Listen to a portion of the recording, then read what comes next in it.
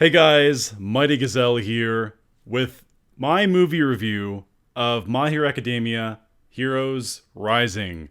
I just got out of the theater, ran home, not literally ran, but got right in my seat, turned my computer on because I have so much to talk to you guys about with this movie. Uh, wow. So, before we begin, this video is going to be two halves, or two sections, I should say. The first half is going to be spoiler free, no exact plot details given, just kind of overall thoughts.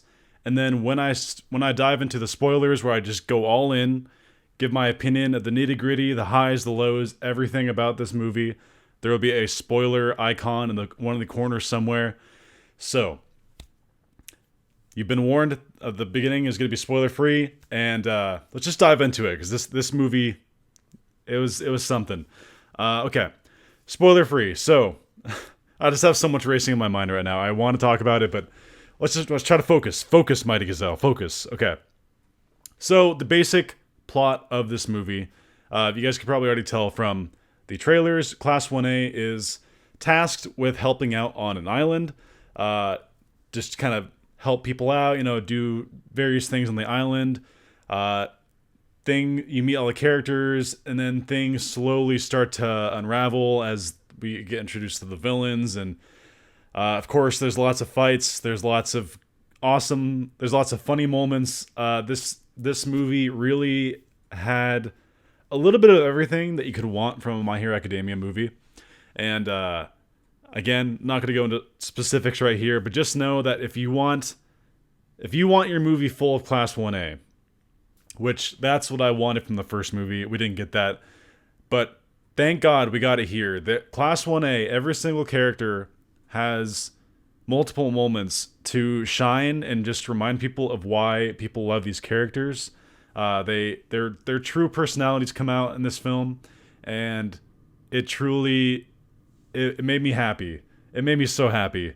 I paid my ticket. I went to the theater expecting a movie about Class 1A, and more or less that's kind of what we got. Obviously, there's more to it. I'm going to talk about that in a little bit, but Class 1A just had such a presence in this movie, and it was awesome. The villain, not gonna lie, he is definitely a throwaway villain. I don't say throwaway like he's not anything, but I'll dive into this more in the spoilers. But just know, if you're expecting someone better than Wilhelm or whatever his name was in the first movie, he's about on par with that guy. Like you know he's an evil dude. He's got a plan, and the good guy's got to stop him. He's not a guy that really is the spotlight of this movie.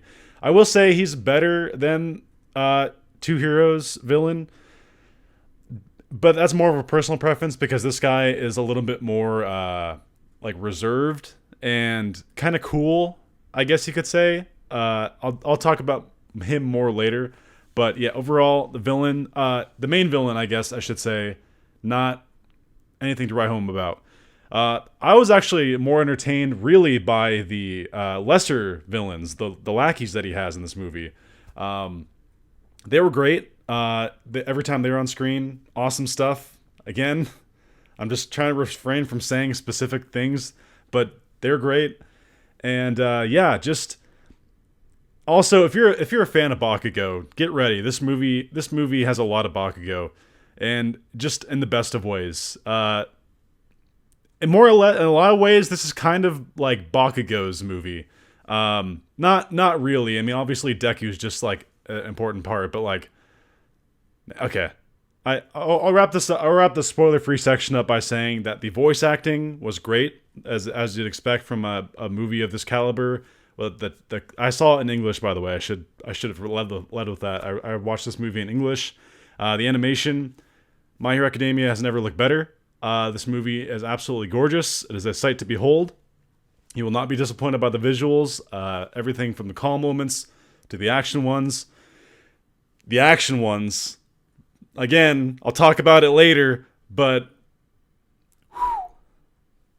just crisp, man. Just crisp.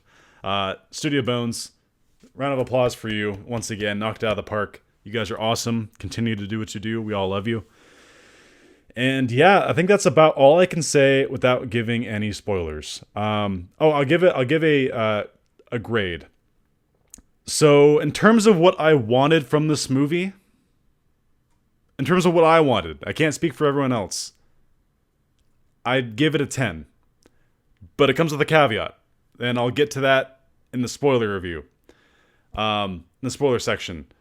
But I think to the general My Hero Academia fans, I'd say most would say this is like a 9.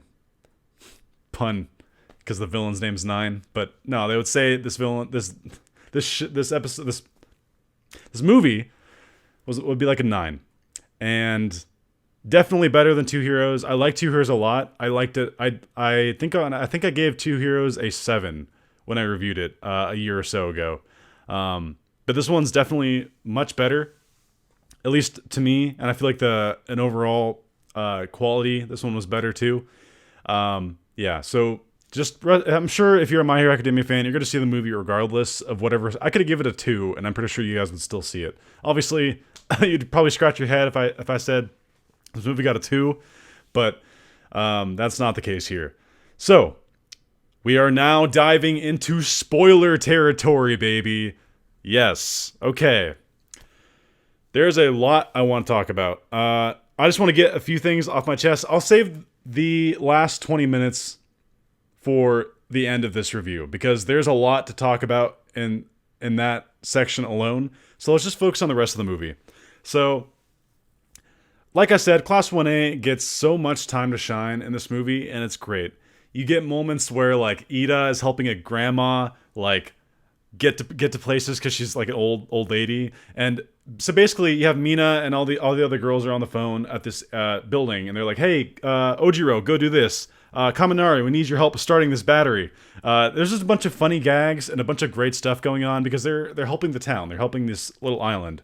And overall, it's a peaceful island, no crimes. That's why they sent the kids here in the first place. Oh, wait. I almost forgot the beginning of this movie. I'll get right back to what the students are doing in just a second. The beginning of this movie was pretty great. And I just want to say that Funimation and Crunchyroll, before this movie came out, they were telling people that there's absolutely no, like, you don't need to read the manga for stuff, and you'll be fine. There's no spoilers. While that is technically true, if you read the manga, there's going to be some things that only you will notice, and I appreciate that. I really like that, but just know, like, if you don't read the manga, there might be one or two things in this movie you're kind of like scratching your head at, like, what? Why is that there?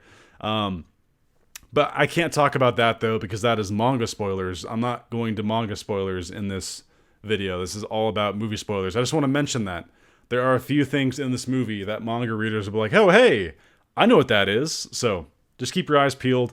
Obviously in the comments down below, please try to keep it spoiler free. I'll do my best to monitor the comments. I don't want people to get spoiled down there.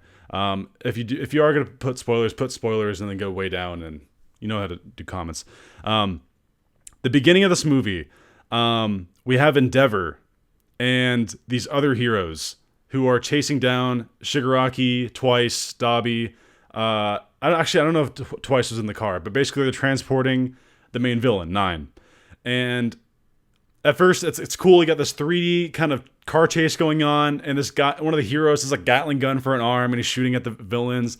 It's just a high octane, great chase scene. And then they all get taken out, and they're like, oh, it's Endeavor, it's up to you. And then you have this armored truck with all the villains headed down the road, and at the end of the road, Endeavor's there.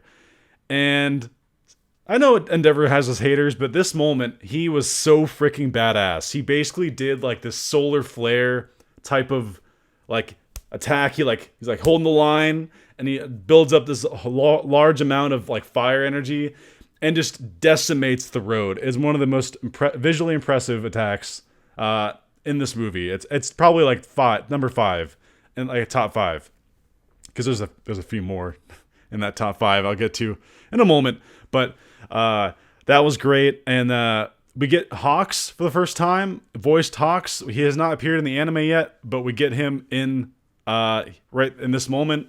The English voice for him was pretty good. I was pretty happy with it. And overall, yeah, just a great high-octane opening. Really, really fun.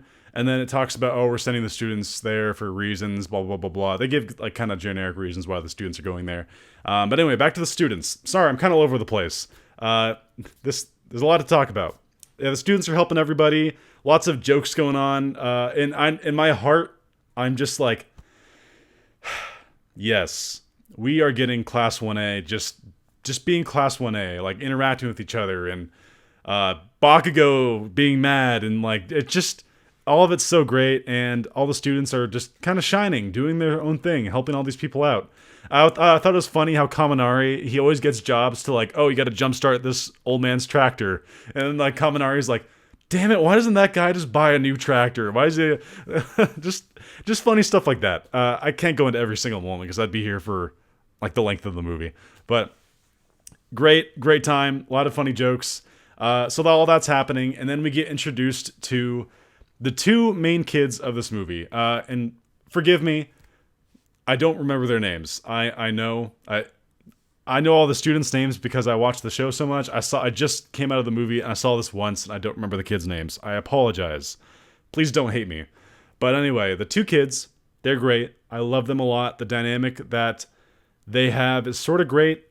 Basically, the older sister is she's kind of like Kota, where she doesn't really like heroes, but it's more so for a different reason than Kota. Well, kind of the same reason. She keeps trying to tell her younger brother that heroes are bad and they're lazy and they're not capable of doing anything. And it's mainly to protect the younger brother from wanting to be a hero because she's worried that he'll get hurt. And that's really sweet. And it makes sense. And they're two little kids, and the reasoning behind it is very sincere. And I was on board with it. I liked it. And meanwhile, the youngest kid, the boy, he wants to be a hero, but the fact that his sister keeps saying, "Oh, they're no good. You're not going to be anything special if you be a hero," it's kind of putting him down. But here comes Deku, and he just does a great job of lifting him up and encouraging him to be a hero. Just all the sweet stuff Deku does. And then Bakugo kind of is in that situation as well, and as we all know, Bakugo has different ideals of what it means to be a hero in terms of kind of what they're good at, what they aspire to be. Bakugo is all about the fights. Deku's all about saving the people. And yeah, that's kind of at the forefront here. My mind is racing like 1,000 miles per hour right now, so I'm trying to focus myself. Okay. So just know that the two kids are great, and they really do play a great role as the story goes on. I'm not going to go in depth with that. Just watch the movie, enjoy it for yourself. It's pretty great. So Bakugo and Deku. I said in my spoiler-free section that this movie is kind of Bakugo's movie. And what I mean by that is Bakugo just gets some great scenes in this movie.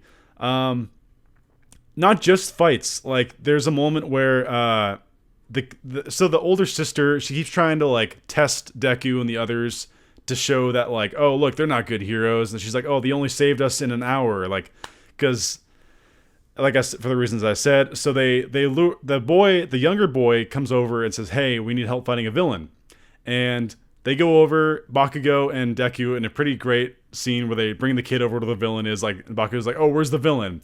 And we found out that the older sister's quirk is like illusions or like projections. She can make any object she wants appear. And then at that moment, they had said to the audience, like, they show like, oh, Bakugo and Deku's kind of differences in terms of being a hero. And I can't dive. I need to get to the good stuff. I'm delaying this too much. So basically, the villains arrive. They arrive, and the reason that the main nine, what nine wants, I'm trying to explain this because the movie didn't really do nine justice. And what I mean is they didn't give nine like a backstory.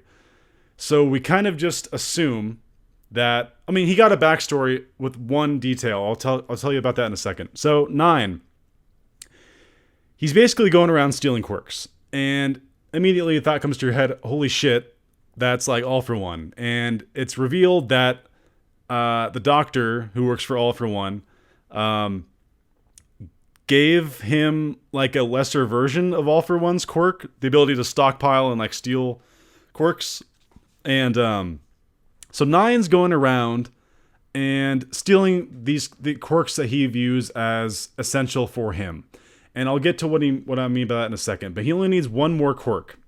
And the reason he needs one more quirk is he has all these amazing quirks already. He can control lightning. He can make shields. He can shoot lasers from his fingers.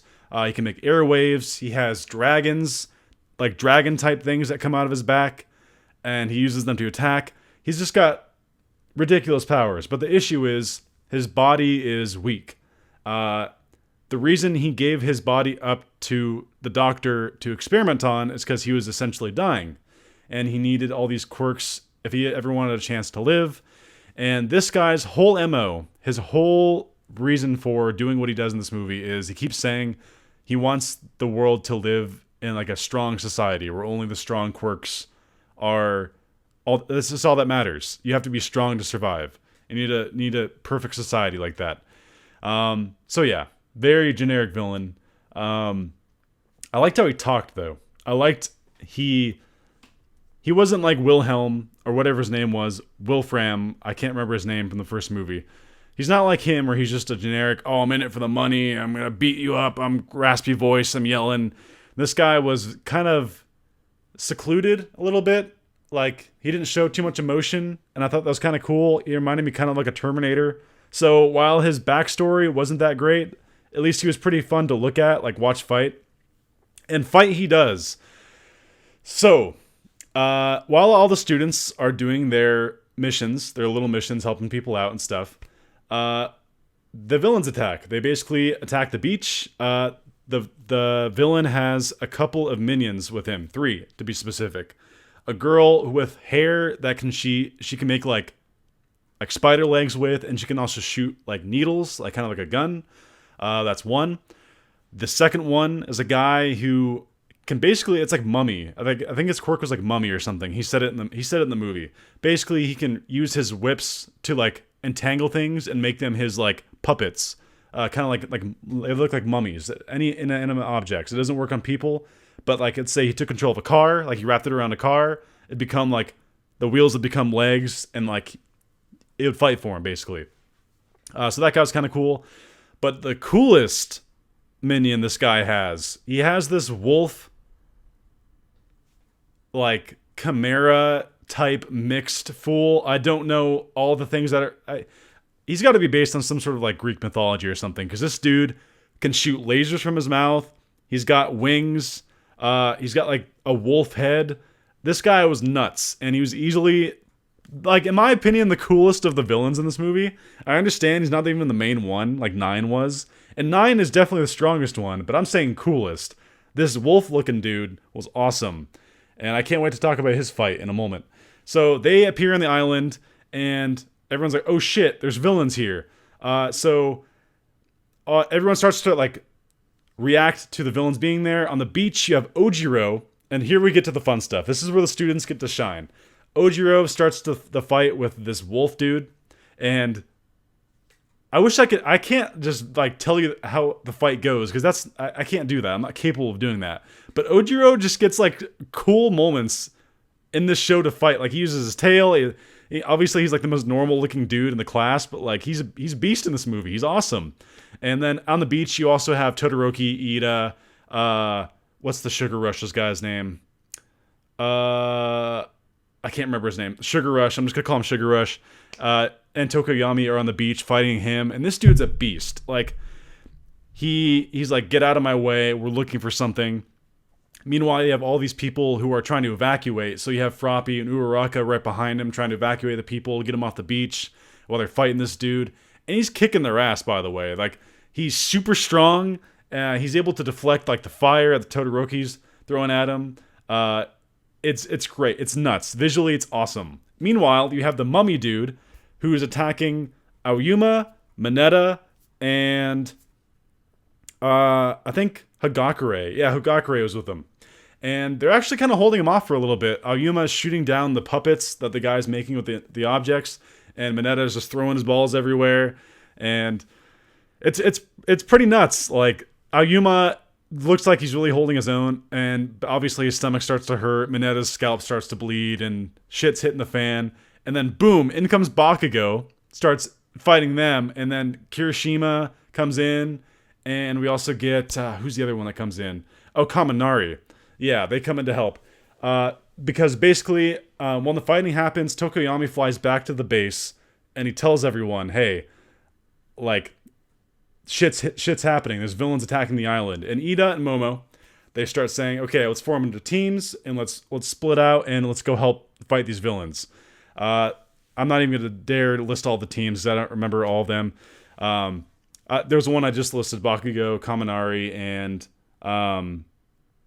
Denki, Kirishima, and Bakugo. They're helping fight the mummy guy. That's the one villain they actually managed to beat. Bakugo gets wrapped up in the mummy's like tanglings, and he breaks free, and he gets really pissed. Bakugo, his moments in this movie are just absurd. Like, every fight he's in is just ridiculous. Visually and in terms of just how cool he is, he definitely stole the spotlight for a lot of scenes in this movie. I'm taking way too long talking about all this, so I'm going to try to speed it up a little bit and kind of cover more of the highlights. So they're fighting off all the villains. They essentially all get beaten except for the fight against the mummy guy. And Deku runs into Nine, because Nine's really close to getting the kid. He needs the kid's quirk. The kid's quirk is cell activation, and basically the reason he needs that is because like I said, the quirks take a toll on this guy's body. I hope I said that. The reason he needs all these quirks, but using all the quirks takes a toll on his body, because his body's really kind of frail and dealing with some shit. And he needs this kid's quirk. It's basically a healing quirk. It's a really special healing quirk. And that's the whole point of this movie. He is trying to get this kid's quirk. He needs it to complete his being. Like, with all these powers he has, that's the one last piece he needs. So he runs into Deku. And here's where the film kind of kicks into hyperdrive with the fights, because Deku starts fighting him, and he can't even lay a scratch on this guy. Nine is just holding him off easily. And Deku kind of gets a shit kicked out of him. He's like near the brink of, like, I don't know about to say death, but it's not looking good. Nine tries to steal his quirk. It doesn't work because he says, "Oh, it's because I don't have enough room for all these quirks right now." But really, he's like, "Oh, wait, there's something else. There's something like stopping me." And it's definitely the ghosts of One for All that are stopping him. And it's just a really cool scene. But then Bakugo comes in, and we have Deku and Bakugo fighting side by side to fight this guy, to protect the kids. And we get a really awe-inducing fight. Great. Ultimately, they lose, though, because Nine's too strong. But Nine starts to collapse because he's like having like his body like fighting him with all the damage that's happening to his body. And then you get, my gosh, okay, I need to catch my breath for a second. Then you get, what's the animal voice's name? I can't remember. Koji? I think it's, Koda. No, not Koda. Anyway, animal voice guy comes in, starts distracting all the villains with birds. Shoji comes in, grabs everyone. They all bounce, and they all regroup where the center is that they're helping everyone. Everyone's beaten up. Bakugo and Deku are like on life support, basically. They were severely beaten up. They're basically unconscious. And at this point in the movie, it's where it's revealed what the kid's quirk is, the boy. He uses his quirk to heal Bakugo and Deku. Meanwhile, Ida and Momo are leading kind of the war room strategy, saying, "Hey, what should we do?" The power's cut out. They took out the communications. We gotta make a plan because we gotta protect the people. We gotta find out what these guys are after. And then the kid's like, "Oh, I think they're after me," because he said like, "Oh, I need the boy." Like, they basically said several times, "I need you, kid. I need you, son. I need your power." Like, they said that like 5 times in front of him. So the kid's like, "Yeah, I think they're after me." And everyone's like, "Oh shit, we gotta protect the kid. We gotta protect the people." And then Deku and Bakugo wake up, and they're like, "Yeah, let's do our best. Let's fight. Let's go plus ultra." That's in the trailer. That's the room. That's where everyone's kind of gathered together. My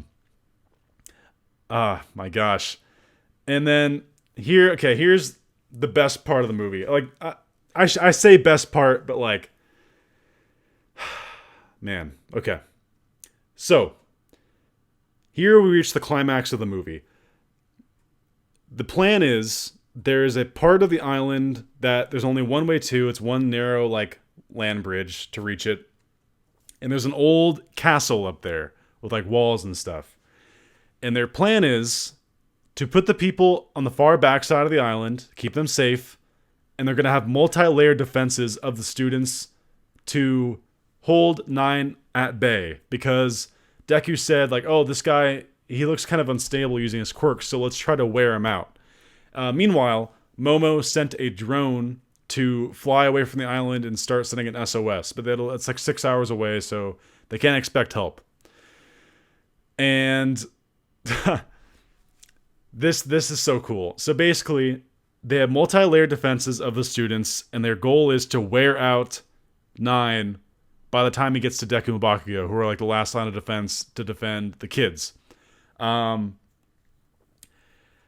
Shit gets nuts here. So, the front line of defense, the first wave, it's Momo and Aoyama.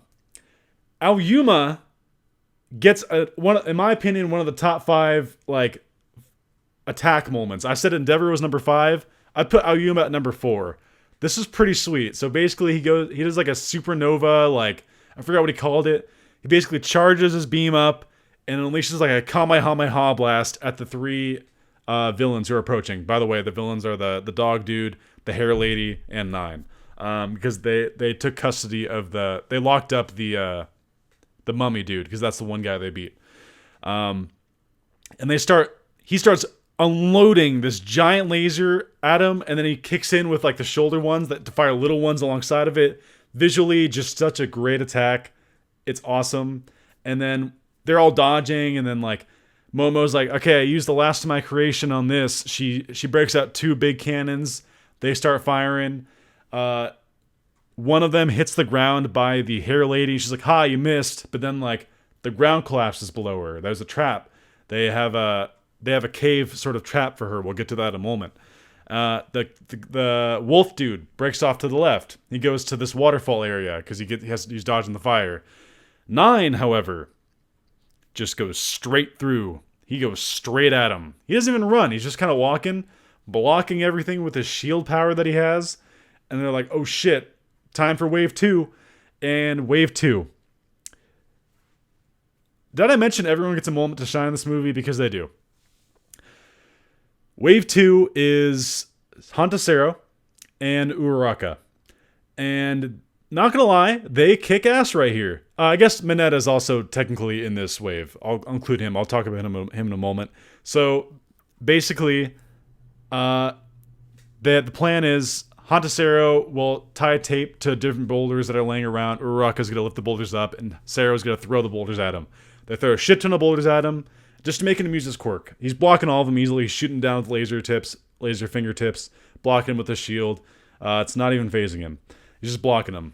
But Uraraka and Hantasero are just going all out, man. They're giving it their all. Hantasero gets some pretty cool action stuff in this movie. Like, man, like me talking about it alone isn't justice. But anyway, Uraraka, they hold them off. They get to the top of their section, and they have a whole bunch of boulders behind this like stick fence. And Uraraka has a great moment right here. She basically touches the fence, and she's like, "Okay, I gotta make all this float now." And like, she gets like this giant wooden fence that they have. She lifts it up, and all the boulders get released. Sero lifts her away, and all these boulders start flying at 9, like this huge avalanche. And then in comes Mineta, throwing his balls over the place. Hantasero is lifting him through the air with the tape, and he's making the boulders stick together with his sticky balls. And he says some stupid thing like, "Hi, you stupid villain!" Like as he's standing on the rubble where 9 is, and then of course 9 breaks out, and they all get blown away. And then I believe the next wave is, I think it's the final wave, the final group. It's Deku and Bakugo. At this point, Bakugo engages. He just goes full on right to the villain. Deku comes flying after him. And the fight is just so freaking cool, man. Like, When Bakugo and Deku work together, they are truly a fearsome duo. I kid you not. Holy shit, I am at half hour for this video already. I will try to speed this up. I am just sorry for anyone who's bored by this. And then okay, so Deku comes flying down from the cliff, delivers a St. Louis smash. It's like a kick, and visually it's just so amazing. Nine throws him back at Bakugo. Bakugo grabs him. He uses explosions to flip Deku back, throws Deku back at him for another kick. They're comboing the shit out of Nine, but Nine's still like blocking everything. And then Nine starts hitting back and knocks Deku and Bakugo away. And at that moment, you get Uraraka and Hantasero coming in. They ain't done yet. They try to deliver some of their own hits on him. Obviously, they're not even close to their level, but they try, and they get close. Deku and Bakugo save him. Aoyama shoots a laser from the distance, and basically they're all kind of done. They're kind of like wiped out. I'll get to the conclusion of this fight in a moment, because this one kind of technically goes further. I need to talk about the other two fights going on. So, in the cave where the hair lady fell, they're waiting for her are two people, Tokoyami and Best Girl Mina. And Tokoyami has freaking Wolverine claws on the edges of his shadows, dark shadow. He's wearing these like Wolverine claws, and he gets the dark abyss armor ultimate move that he has. And Mina starts making the stalactites fall with her acid to fall on the girl, and then Tokoyami's like, "Don't worry, I got it from here." And then they start like slashing it out, like her razor blade hair versus his like Wolverine claws. They're going at it, and then Tokoyami's like, "Okay, this is not going well. I need an opening." And he says, "Mina, now." And then she sprays her acid on the girl's hair, melting her long hair, and then she's only stuck with like short hair left. And for all intents and purposes, the hair girl is like, "You bitch," and starts like firing needles at Mina. And Mina's like dodging it like a champ. She's like dodging, doing their flips because she's like acrobatic. And then she takes like 3 or so like nasty barbs to the leg, and they look pretty deep to me. She gets hit. She falls down to the cave floor, and she's like bleeding from the head. I think she got hit in the head too. And then Tokoyami, in this dark cave they're in, seeing his friend knocked on the ground, starts to unleash his rage mode. He can't control it anymore. And basically that fight's over because he kicks the shit out of what's left of the hair girl. And that was just a visually really cool scene where Tokoyami's flipping out. It was great. And yeah, so that was that fight. And then we get, honestly, I kind of want to say this is my favorite fight of the movie, but I don't really know. So anyway, I'll get to that in a moment. So anyway, this guy, he's all alone by the waterfall. He's like, so their plan was to split us up, and that's pretty pathetic. And then Froppy pulls him into the water. She's in the water, grabs him with the tongue, and then as soon as he's in the water, Todoroki freezes the entire thing over. And with them, it's Kirishima, Ida, Todoroki, and Froppy. I think it's just those four. I think it's just those four. And basically they're like, "Okay, now that we don't have people to protect this time, you're going down, fool." And he's like, "Oh, yo, I like to see you try, blah, blah, blah." All the typical cool stuff you'd expect from a cool villain. And they start wailing at him, but they're having kind of no effect. They're just kicking him. They're shooting fire, shooting ice. Kirishima's going in for punches. All the stuff you'd expect them to do. And the fight goes on. Like, different things happen in the movie, and it cuts back to him. And he's like, "Wow, you guys really are pathetic," and blah, blah, blah. "You're really not doing a great job." And then all of a sudden, he can't move. Like, his arms are like frozen. He's like, "Oh, what's going on?" The whole time they were fighting, I'm not sure if everyone had this on their arms, but Froppy gave them some of her toxic mucus, and they were hitting him with that mucus. And it made his arms like not be able to move. And they're like, "How? We planned this all along, blah, blah, blah, blah. You're going down now." And then the guy's like, "Okay, I'm going to show you all why they always called me a monster." Because we got a little bit of backstory of this guy, how basically people hunted him down because they thought he was a monster, and then Nine saved him and recruited him. And it was a very quick moment. And And then this guy just basically unleashes rage form. Think Amajiki with his ability to manifest different parts times like 10, because this guy, he's like part lizard, part dragon, part wolf, part bird. He's got wings, and they just start like he turns into like a 12-foot tall behemoth monster who fires lasers from his mouth. And the reason why I think I kind of like this fight a little bit more than the one I'm going to talk about later. I'm not really sure. I got to let it digest.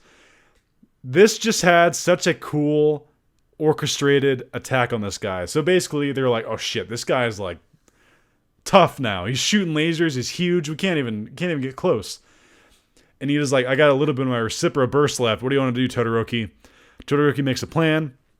He says, okay, I need you guys to get me in close. I got a plan. So they're like, okay, we'll make a diversion for you. So Ida goes in. He does whatever left of his Recipro burst. He just kind of runs around, has the guy shoot lasers at him, buys him time. And in the back, Todoroki, surfing on a surfboard of ice, is holding on to Kirishima, who's in front of him. He's basically a shield. And he basically like, you want an opening, huh? I can do that for you. They pop up over the cliff, and then the guy with the laser mouth turns to him, unleashes just a huge beam. Kirishima blocks it like a champ, and just a hype moment. He does Unbreakable, of course, and then he blocks all the beam. The guy, like poof, like the beam goes away, and he's like has to cool down for a moment. And then Kirishima's like, all right, Todoroki, you do it. And he like falls over because he was a beast. Great moment, Kirishima. And Todoroki, this part was so cool. So I don't know if they've said this yet in the anime yet, but in the manga, Endeavor has a move he wants to teach Todoroki, but Todoroki still hasn't really learned it yet. Basically, we get a quick scene where Endeavor's like, you have to unleash your fire at the hottest possible temperature. Like, just go all out. And then Todoroki's like, I'm going to do the opposite. I'm going to do it with my mom's side, with the ice. And he basically jumps on top of this wolf dude, puts his hand in his mouth as he's about to fire a laser, and just goes absolute sub-zero on this guy. And just starts like, colder, as he's like trying to freeze this guy from the inside out. And Todoroki's just like starting to freeze himself, and he's just freezing this guy from the inside out, like just a human ice sculpture. And it was so cool. Like, that was one of the hypest moments for me. I was like, oh shit, Todoroki. Like, to me, that everyone's gonna have different opinions about this, but that might be possibly my favorite moment of this movie. I'm going to talk about some stuff in a moment. But anyway. Okay, so all that stuff's out of the way. The only thing left to talk about is the ending of this movie. The final fight. There's a lot to talk about here. A lot happens. But I'm going to try to simplify it. Overall, this ending segment was extremely awesome. Visually gorgeous, absolutely phenomenal, and really badass. I have some issues with it though, and I understand. I feel like a lot of people are going to disagree with me on this. I have some issues with the ending, but that being said, it was still really cool, and there's a caveat to it why I'm okay with it. So, Deku and Bakugo are getting their ass kicked by this guy. He unleashes like dragons and stuff. So basically, the guy gives up. He says, okay, I'm just going to go all out now. I don't care if I die. He says, screw it. So he activates all his powers. He calls in this giant storm, and he makes like this tornado of power. And Deku and Bakugo are like, okay, time to go all out for ourselves too. So Deku does 100% Detroit Smash. Bakugo does his Howitzer Impact, and to no avail. It doesn't work. They get knocked down. They get grabbed by the claws of the guy's dragons, and they're just like helpless. He's holding them in the air. He's just in the teeth of these dragons, and the two kids with no one left to defend him, trying to run away. but not before Shoji comes back and Jiro to make some last minute attempts to buy them time to get away. Jiro had some really cool moments in this movie too, by the way. Shoji had some great moments. He was just kind of like the caretaker of these kids at the last stage. He was pretty great. And they're trying to get away. And basically Nine grabs the girl, and he's like, if you want to save her, you got to give me your quirk. And like, the girl's saying, you got to run away. And the kid remembers like what Deku said, and then he actually at the Deku he runs at him like he's gonna fight him. He does like that little kid kind of run, like I'm gonna fight you, like after being really hesitant for a while. So in my mind, I'm like, oh shit, that kid, he's gonna be a hero someday. He got that run without your body having a chance to think, kind of thing. But then Deku comes in. Wait, no. So okay. Here's the big moment of the movie. The moment that a lot of people are going to talk about, if they haven't already. I'm sure people have already been talking about it. I need to remember, this movie's been out for a month or two in Japan. But anyway, for the United States audience, for people who haven't viewed it, what happens is Deku and Bakugo they can't move. They're held in place. All hope's lost. And Deku starts getting these flashbacks of All Might, like things that he's done, and he's like, hey Bakugo, I got a crazy ass idea. And basically, okay, here's what happens. He basically decides, I'm going to give Bakugo One for All. And Deku got it by eating a hair of All Might. And obviously that took time to digest. But in this case, both of them were bleeding from the hand. And what quicker way to transfer a quirk like that than by blood? So they both reach out to each other. As they're inside their head, you can see there's no other way. Like, they both understand what they're about to do. Reach hands. They grab hands. And then, boom, they transfer the quirk. They break free. How Deku broke free when he couldn't before is kind of beyond me, but that's semantics. So they break free, and the villain's like, oh shit, what just happened? And then you get Bakugo and Deku standing side by side, and they essentially go like Super Saiyan with how they look. And at first I was like, kind of like, I don't like how they look, but then like they start fighting, and I immediately kind of liked how they looked. Okay, so this fight, I can't do justice. Basically, they go ape shit, working side by side to take down Nine. If you thought the fight at the end of Two Heroes was visually amazing, this one actually somehow goes beyond it. Pun intended, bitch. Wow. Like, there's so many moments. There's a moment where Bakugo literally, like, he gets knocked away, and you just see him put his hand on the mountain and start, like, melting through it with his palm, and then just making an explosion the size of, like, a cannon off a battleship, just, like, at Nine. And it's absolutely effing insane. But I do want to say, before they start fighting Nine with their combined powers, Bakugo has a really cool moment where he's like, are you sure you made the right choice? Because now you're going to be quirkless. And Deku's like, yeah, I think All Might would be okay with this, like, because it's you. And like, he said that, like, All Might was able to defend everyone with just the embers of his power too.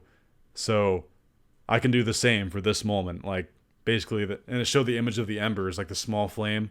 They start kicking the shit out of Nine, and just absolute beauty. Like, Deku, man, when he can master, I want to see All Might in his prime, because I gotta think he was close to like what Deku does with this 100% One For All ability, because he's basically moving at the speed of light. He's kicking the shit out of this guy, and he delivers. Okay, here's the moment I had issues with. I mean, I have some other issues too. I'll get to that in a moment. You might disagree with me here. I didn't like how when Deku was going in for the final punch, like the punch to knock the guy out, he basically kind of copies what All Might does. Like, basically, he's like, this is it. This is like my final moment of using this ability. Delivers the punch, and then like, he says, "Goodbye, One For All." And as you see the fire go away, and he says, "Thank you." And in and of itself, that moment was really pure and really good, well written, well delivered. It was great. This is more of a personal thing. I didn't like how it riffed off of All Might's greatest moment, because that was like such a unique him thing. And what I mean by that is, I want Deku to sort of, while he's inspired by All Might and wants to be like him, I kind of want him to have his own kind of signature moment like that, but like in his own way. It just rubbed me that way. I don't know. I had issues with that, but yeah, that was the last punch. He used the last of his power, and the reason that makes sense actually to me is All Might would only use his quirk for 3 hours a day. He wouldn't push himself that much ever since he like gave the quirk to Deku. So he kind of prolonged how long he could use the power. But in this fight, Deku is clearly going like pedal to the metal, hyperdrive mode with One For All. And it makes sense that he would have burned out his now finite ability pretty quickly. And Bakugo now has the wielder of One For All. And Bakugo with the power was absolutely insane, because obviously he has his explosions that he already had, and he already has immense physical strength. So Bakugo was pretty great in that fight as well. And then, yeah, so Nine's defeated. And then Hawk shows up with All Might. They're the only two that were the first on the scene. And here's the other part of it that I also wasn't entirely happy with. But again, there's a caveat. I'm going to get to the caveat. I know I keep mentioning that. I'll talk about that after I say all my complaints, but then I'll wrap it up on a nice note. So All Might shows up, and Deku has actually a really nice scene. I don't want to take away from this scene when I say I have complaints, because this is really well done. Deku's like, he starts crying and says, "I'm so sorry, like, you gave me this power, and I know you wanted me to have it, but there was no other way, like, to win today. So I gave it to Bakugo." And All Might's kind of in shock at first, obviously. But then he's like, "No, don't feel bad. Like, I'm still proud that I gave it to you, because you still added so much to the quirk. You added your wholesomeness, your heart, your courage, and that alone added to the quirk, but it'll be good hands with Bakugo." And then, like, so Bakugo's passed out next to both of them. And All Might is holding Deku. Deku passes out. And Deku starts glowing. He starts glowing, and All Might says, "Oh shit, like, this is the work of my master and all the other holders of One For All. Like, they're giving the quirk back to Deku." And so that part I'm okay with. That makes sense. I'm glad that the spirits of One For All want Deku to have it. If they're gonna have one moment where they intervene, that's kind of a G mic drop moment to do it. I was okay with that. What I wasn't okay with, because I thought this was kind of bullshit, it cuts to them, like, everyone's kind of getting healed at the hospital and stuff. Bakugo wakes up with amnesia, at least partial. He doesn't remember receiving the quirk. And he wakes up, he's like, "Why are my arms busted?" Because his arms are broken like Deku's. And Recovery Girl's there at that point to heal him up, and everything's fine. But he didn't remember. He remembers everything else, but he doesn't remember getting the quirk from Deku. That's pretty convenient. I don't know. I that part was kind of bullshit. They glanced over it pretty quickly too, and I thought, okay, whatever. But here's the caveat I was talking about. So this was apparently originally supposed to be the finale of My Hero Academia in the eyes of Horikoshi. Horikoshi said in an interview at some point that years ago, we don't know how long ago, this was how he envisioned the show to end, was to like have Deku give Bakugo the quirk. And that is no longer the case, obviously. He decided that's not what we're going to do. But that came to life in this movie, that scenario. So, it makes sense that they can't have it end off with Deku giving the quirk to Bakugo. And, obviously, this movie will probably be treated as like soft canon because it doesn't directly impact the main plot, but it also happened. So it makes sense that they can't have Bakugo remember, and by all means, Deku will just keep it to himself. So that's just kind of how it's going to be played from here on out. So that happened, and then we get a scene. So 9 managed to kind of swim away to like a different shore or something. There's like a bunch of flowers. It's actually really pretty. And Shigaraki shows up. By the way, Shigaraki is kind of in and out of the movie in various points. Just not a huge role, but he's there.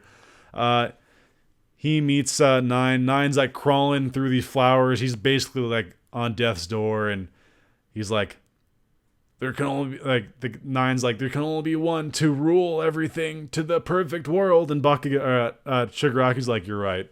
Takes off his mask, his hand mask, disintegrates 9. So 9's no longer a factor. But, yeah. We're at 51 minutes and 45 seconds. That's like half the movie right there. I'm sorry to anyone who thought this was too long or too boring, but I wanted to kind of talk about everything because this movie was great. This movie, outside of like kind of a weak villain and like some bullshit at the end, which I can excuse because this is basically like Horikoshi's original plan come to life, but like obviously you got to cut it off. You can't say like, oh, that's the finality of it. So I get that. So I give that a pass. This movie was great.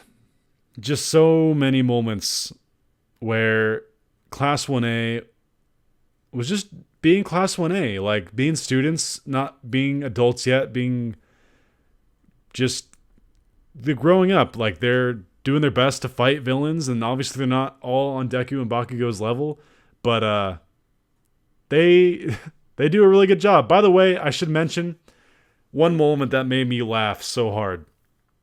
Because the last part with the castle, the stages, you have all these people fighting in the waves. The one person they didn't show is Kaminari. And I'm like, where the hell's Kaminari? What's he doing? And there's a scene where 9 temporarily knocks out Deku and Bakugo with lightning bolts. He like, boom, like hits him with a big bolt of lightning. And I'm like, oh my god, like that's a pretty nasty hit. But then like obviously later they turn out to be fine. And they're like, how'd you guys survive that lightning bolt? And they're like, oh, we used Denki as a lightning rod. And it shows Denki like with the dumb face, like, like he that was his moment. Like that, everyone had these other moments, and that was his. It was great. It made me laugh so hard. Like, it was just funny. I'm tired now, but again, wanted to record this video because this is a great movie. This, if you're a My Hero Academia fan, by all means, go watch it. It's great. It's a great time. And I would definitely say it's better than the first movie. Class 1A is the best part of the show. That's why that's like my favorite print. It's all Class 1A. I'll show that off someday. I've already shown it off before, technically, but So, for anyone who watched the entirety of this video, all 54 minutes, first of all, God bless you. Thank you. Thanks for supporting my videos, my content. Thanks for keeping me going emotionally. You guys just are so supportive. And I can't wait to bring more content in the future. Not just My Hero Academia, all sorts of stuff. So I hope you guys enjoyed my review. Hope that, hope you enjoy the movie. So please don't leave any spoilers down below. And if you do, make sure there's a warning so people don't read it. And yeah, I'm so tired now. The emotional high of the movie, as well as me ranting for an hour. I think I'll end it here. Again, great movie. Loved it. Hope you guys all see it. And until next time, this has been Mighty Gazelle. Hoping you all have a mighty day. See you guys.